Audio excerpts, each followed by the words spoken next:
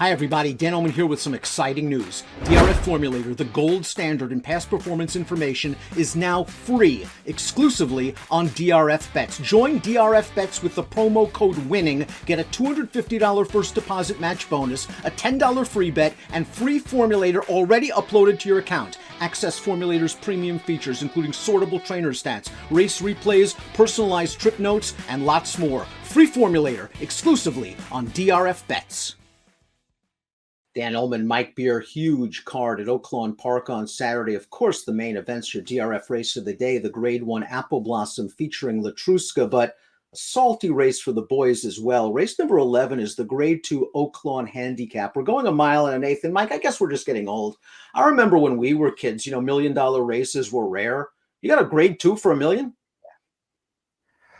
Yeah, well, listen, the purse structure is one of the biggest changes in this game, isn't it? Over the last several years. I mean, everybody makes. It used to be a six-figure earner. That was a top horse. Now everybody makes that kind of money. Let's throw up the field. These horses have a great opportunity to pad their bankrolls. 8-horse field in here. Fearless is your 9-5 morning line favorite. I can't argue too much. This horse has just been a beacon of consistency for Todd Pletcher. Ran well in the Oaklawn Handicap last year, just missing behind a really talented horse at the time, Silver State, and has done good work at Gulfstream over the winter. That's true enough. Comes off of a very easy win going 9 furlongs down there at Gulfstream Park. He wasn't beating anything, but I suppose he did it the right way. I don't know, Dan. He's a nice horse. He could easily win here. The question you have to ask yourself is how short a price do you want to take on him? I kind of get the feeling that you don't want to take that short of a price on him, and I'm with you. I'm a Fearless fan. I think he's going to be a strong contender in this race. 9-5 or thereabouts might be a bit light. Let's throw up the Timeform US pace projector. The good news about Fearless is he's tactical. You could put him anywhere, and I agree where Timeform US has him, sharing third with the number 7 Super Stock. Thomas Shelby, the 2, Plainsman, the 6. They're very familiar with each other. In their last 2 races, they went head-and-head for the lead. 2 starts back, the pace held up. Last time out, it didn't. Both times, Plainsman got the better of Thomas Shelby. Does he have that horse's number? Yeah, maybe he does a little bit. It's going to be interesting to see how these 2 riders decide to play at this time, Dan. As you mentioned, in the last 2 races, they just sort of went after each other. And certainly in the most recent start, the Essex, it probably cost both of them. I wonder how they'll decide to play at this time. Beau Luminary is, I think, the definition of an underrated horse. You see him at the back of the pack, and he would benefit from a fast pace. But it seems like he hits the board just about every time out. I think he's hit the board 18 of 20 in his career. And he actually has done pretty good work at Oaklawn over the winter. Third in the Tinsel, 2 starts back, finished behind Thomas Shelby. Last time out in the Essex, fell far behind, came with a run. Although that Essex handicap, you got the feeling that late runners had the benefit of the race. It set up well for him last time. He did his very best with it and picked up a pretty nice check there, finishing third. He was never a threat to win that race, but he did, make a nice little run into it there and picked up another check. As you said, he's not the best closer in the race, Dan, but the race might set up for him, and I don't think you have to worry about 9 furlongs with him. It could be a question for some of the others. It's not a question for him. The 2 Thomas Shelby was claimed for $40,000 by Robertino Diodoro in 2020. He's banked about $500,000 for these connections. And I guess you could make a little bit of an excuse for his race last time out, Mike, in the Essex. It was a race where he just didn't break very well. And David Cohen had no choice but to put the pedal to the metal and rush this horse up to battle for the lead. And he battled for the lead with Plainsman in a race where the pace kind of fell apart. That being said, Plainsman got the better of him again. Yeah, that was the big drawback for me with this horse. He's obviously just been in really good form for a long time now for Diodoro.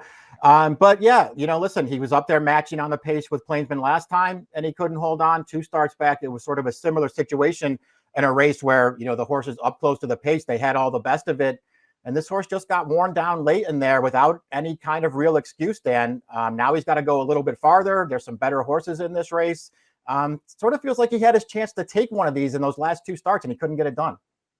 It's obvious he's improved a great deal for Diodoro, but we also have to remember this horse once ran for $14,000. He has to prove he is this good. The 3 is Last Samurai, and he might very well be this good. He showed middle distances are no problem when he won the Poinsettia 3 starts back. And last time out in the Temperance Hill, they stretched him out a mile and a half, and they caught one of the best dirt marathoners in the business right now in Lone Rock. Let's watch Last Samurai, who I thought worked out a very comfortable trip, stretching all the way back out to a mile and a half. He's run very well at this distance in the past, and he gives Lone Rock a little bit of a scare. A little bit, yeah. He did get a good trip in this race, though. Lone Rock took this thing over around the final turn. Last Samurai is going to try to drive him down towards the inside. It's not, when you see it on paper, he got beat a neck. You feel like he made it close. He was never getting by that horse, but he still ran another good race. I gave him an excuse for the Razorback 2 starts back, and that was one of those races where you did not want to be trying to close ground, and he was trying to close ground there. He didn't run great, but he had a little bit of an excuse there. I really liked that stakes win right before the layoff there in December. I thought he ran really well in the Poinsettia. This horse has upside.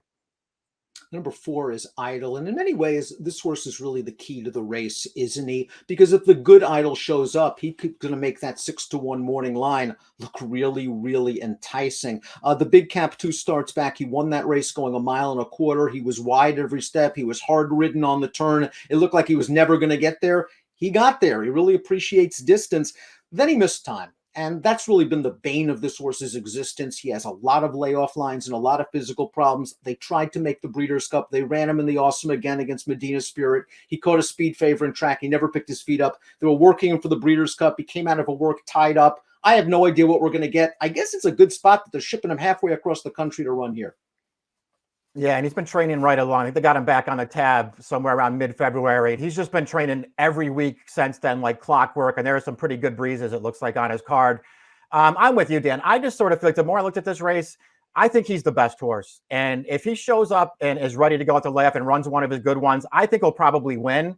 I also don't think you're getting anything like the 6-1 morning line. If you do, I think he's probably a really good bet. I'll be surprised if he's 2-1. How cool is the 5, Rated R Superstar? He's 9 years old. He's won 11 times. He's earned $1.5 million in his career, and he earned a career best 99 Buyers speed figure in his most recent start. Mike, you liked him this day. You scored on him at 8-1. He beat 3 of these horses, and he just got a great trip and race flow, but he sealed the deal and did it nicely. Yeah, this was a good performance from him. You're right, the trip worked out, but listen, in some ways he made his own luck too, because he made the run around the second turn to get into range, and he actually outfinishes Thomas Shelby and Plainsman very easily through the stretch here, Dan. He was much the best in here. He was very unlucky 2 starts back in that race that just held together in front of him. And he ran really well when he won the 5th season prior to that, making another early move to get himself into range. The trip is very key for this horse. He's got to get himself into contention with time. But this horse you can't knock this horse's recent form.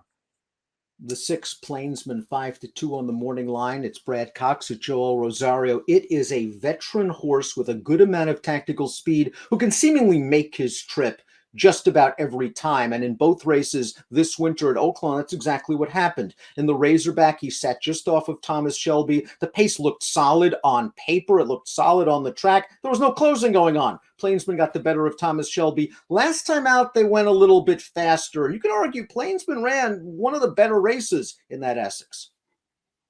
Yeah, he certainly ran at least as well as he had winning the Razorback prior to that. They were contesting that race from a long way out, Dan. He prevailed. He just couldn't hold off Rated R Superstar at the end. He ran fine last time. He's another one, they sort of mix around distances with him, cut him back sometimes and go a little shorter. I don't think the 1 1/8 is really any problem for Plainsman. It's just a question of, whether he can sit comfortably away from Thomas Shelby for a while and maybe save a little bit extra for the end, because he's probably going to need it. I wonder if the 7 Superstock is a dirtied up horse coming into this race and can challenge at a price if the pace is hot. Remember, he won the Arkansas Derby in 2021 at a big price, and it's not like that race was a fluke. They dropped him in class a couple of times last year for Steve Asmussen, and he ran very well. His last 2 races, his only 2 starts as a 4-year-old, 2 starts back in the Razorback, the pace held together. He tried to get into it. It just wasn't working. Nobody was closing. Last time out, they shipped him to the fairgrounds. You could argue in the form Olympiad, the winner of that New Orleans Classic is in right now, he might be getting actually a slight class drop here. Yeah, he is. This would be clash with. I mean, certainly Olympiad would be, pretty substantial favorite in this race if they shipped him here. He didn't run that well last time, though. I didn't think he ran well in the Razorback either. I get that you didn't want to be closing, but he wasn't that far away, and he totally stopped through the stretch. And I also, Dan, he won that Zia Park Derby. We did that race at the end of last year at Zia. He won, but boy, that was not an impressive win either. It just sort of feels like this horse's form has gone the wrong way. His poinsettia, I went back and watched that poinsettia again in December. I thought Last Samurai ran way better than this horse did. Yeah, that was an ugly win in the Super Stock against a hungry field, to be sure, in the Zia Park Derby for Super Stock. Fearless is up next, 6-length winner of the Grade 3 Ghost Zapper last time out at 1 1/8. He's good at a one-turn mile. He's very capable at 1 1/16, and he proved he could get 1 1/8. This is a very easy win against a much weaker field. Fearless was able to track the pace. He took over with about 5/16 of a mile to run. He wins in ridden out fashion. The pace wasn't very fast. This is going to be a steeper test, and he's going to get bet, but he's in very good form. Yeah, I like his form too. This is just such an easy win here. I like too that he was able to keep close to the pace. They weren't going fast in there, but he was able to sit right on it, and he was way too good for them. They're going to go faster here. I think that works against Fearless. Just because he's one of those horses who doesn't have a bunch of gears. He just sort of gets into one pace and he stays like that through the entire trip. And that's what I really don't like about this horse, Dan. I know that he can get the 9 furlongs, but I think he only gets it if he gets an absolutely perfect trip in here. I'm going to bet against him doing that, especially if they bet him, anywhere like that morning line suggests. Before we get to our top picks, please click the subscribe button on the Daily Racing Form YouTube channel. It's that time of year. We're getting ready for the Kentucky Derby. Mike Welsh's Clocker Report videos are going to be on DRF TV. So subscribe, have access to all of our video franchises. Top pick time. I want to look for a price in this race. I think Idle's going to take a good amount of money, and I want to play against him off the layoff. I want to play against Fearless, even though he's in good form, for all the reasons Mike mentioned. I think he might need a perfect trip to win a race like this.